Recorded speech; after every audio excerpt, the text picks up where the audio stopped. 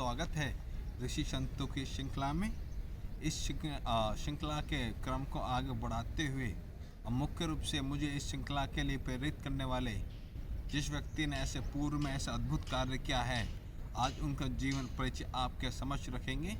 हम बात करेंगे सुप्रसिद्ध रचना करने वाले भक्तमाल की रचना करने वाले नवादास की। भक्तमाल एक ऐसी रचना है जिसमें इन्होंने सतयुग से लेकर कलयुग तक, जब तक इनका जीवन था, मृत्यु परांत तक जितने संतों का जीवन इन्होंने अपनी पुस्तिका में उनका जीवन परिचय वर्णन किया है। आज हम ऐसे संत का जीवन परिचय आपके समक्ष रख रहे हैं। यदि इनके जन्म के विषय में बात करें तो इनका जन्म 8 अप्रैल 1537 में भद्राचलम गोदावरी नदी के पास खम्मम, जो वर्तमान में तेलंगाना में है, वहाँ पर हुआ था तथा मृत्यु 1643 में हुई थी। यह मुख्यतः रामानंदी संप्रदाय से संबंध रखते थे। उनकी जो फिलॉसफी थी, जो उनका दर्शन था, वह विशिष्ट अद्वैतवाद वाला था।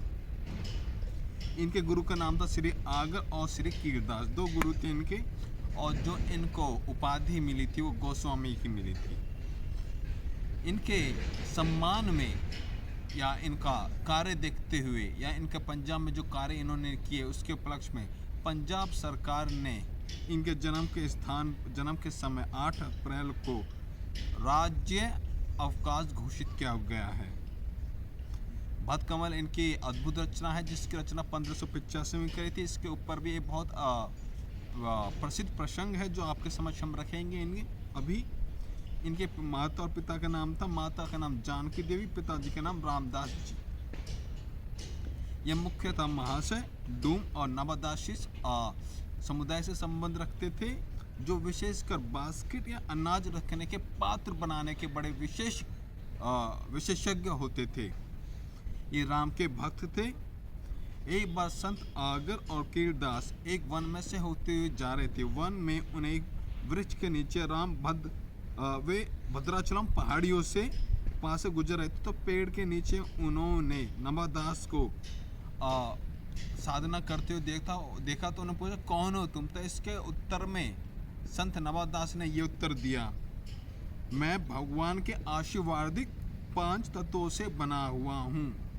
उनके इन उत्तर को देख के दोनों व्यक्ति काफी हतपद रह गए। ऐसा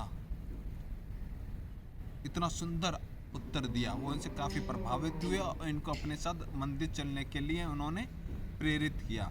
मंदिर अपने साथ लाने के बाद उनको ऐसा जिम्मेदारी दी श्री आगर जी द्वारा कि जितने भी सत्संग होंगे, सत्संग में जितने भी व्यक्ति विशेष आएंगे तो उस समय उनकी देखभाल और पंखा चलाने का कार्य नवादास जी करेंगे। एक बार क्या हुआ, जब समागम हो रहा था तो आगर जी का ध्यान नहीं लग रहा था, क्योंकि उनको पता चल रहा था अंतर भावना से उनके शिष्य चक्रवात में समुद्र में फंसे हुए हैं, उनके प्राण संकट है। ये देखे नवादास जी ने 33 पंखा चलाने लगे और बोले, चिंता मत कीजिए, आप अपने उस भक्त को बचा लेंगे। तो उनको आभास हुआ कि इन्होंने मेरे अंतर्मन की बात कैसे जान ली। उन्होंने बोला, ये पंखा चलाने का कार्य तुम्हारा नहीं, मैं तुम्हें विशिष्ट उत्तरदायित्व देता हूँ। आज से तुम भारतवर्ष में जितने सतयुग से लेकर कलयुग तक जितने संत हुए उनका सभी का जीवन परिचय कलमबद्ध करोगे। ऐसे महान कार्य के बाद उनको नवादास नाम उन्होंने दिया। और साथ ही साथ कीरदास को बताया कि धार्मिक समारोह की व्यवस्था करनी चाहिए, कि संतों को आशीर्वाद देने के लिए उनको न्योता देना चाहिए। जब इनका संपूर्ण कार्य पूरा हो जाए, इन्हें आशीर्वाद देने के लिए, ऐसा इतना बहुत अच्छा कार्य करने के लिए। इसलिए अपने गुरु के आशीर्वाद के रूप में गंगा में डुबकी लगाने के लिए चले गए। वहाँ से अयोध्या जाते हुए जा रहे थे, तब वहाँ पे एक भक्त ने, मंदिर के पुजारी ने उन्हें कुछ भजन गाने के लिए कहा, पर दूसरे व्यक्ति काफ़ी नाखुश हुए। उन्होंने बोले, ये छोटी जाति विशेष व्यक्ति का कैसे भगवान के मंदिर में भक्त गा सकता है। तब इन्होंने बहुत सुंदर प्रेरक रचना वहाँ पर रची कि ज्ञान न पूछो साधु की, पूछ लीजिए उसका ज्ञान, मोल न करो कृपाण की, पड़ी रहने दो मियान। इसी समय तुलसीदास भी उनसे मिले थे। जब उनका ये समारोह पूरा हुआ, जब उन्होंने पुस्तक रची थी, सभी संतों ने आशीर्वाद दे दिया, निकल गए। जब कुल्लू मनाली में गए, कुल्लू मनाली में राजा उनके धर्मपत्नी एक विशेष चर्म रोग से पीड़ित थे। तब इन्होंने उनको आदेश दिया कि आप उस विशेष झरने में जाके 3 दिन नहाइए, आपका सारा चर्म रोग दूर हो जाएगा। जब ऐसा साक्षात हुआ तो उनके राजा काफ़ी प्रसन्न हुए और उन्होंने इनसे आशीर्वाद लिया। तो इन्होंने बोला आज से कुल्लू मनाली में 10 दिन का दशहरा बनाया जाएगा। इस उपलक्ष्य में एक प्रसंग और मिलता है कि राजा मान सिंह इनके गुरु के पास आए शिकार करते हुए, उनके साथ 10,000 सैनिक थे। तो उन्होंने भोजन की व्यवस्था की बात करी। तो एक टोकरी में 10 केले थे, तो उन्होंने राजा मान सिंह को दिए, नवादास जी ने। तो उन्होंने बोला नहीं, मेरे सैनिकों को दो।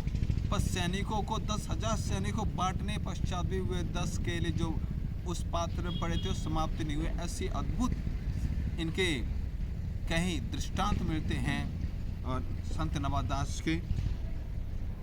1643 में 106 वर्ष की आयु में इनका देहांत हो गया और ऐसा अद्भुत ग्रंथ हमें दे दिया जो संत के विषय में हमें बताता है। ऐसे महान संत को नमन करते हैं, धन्यवाद देते हैं और प्रेरणा प्राप्त करते हैं।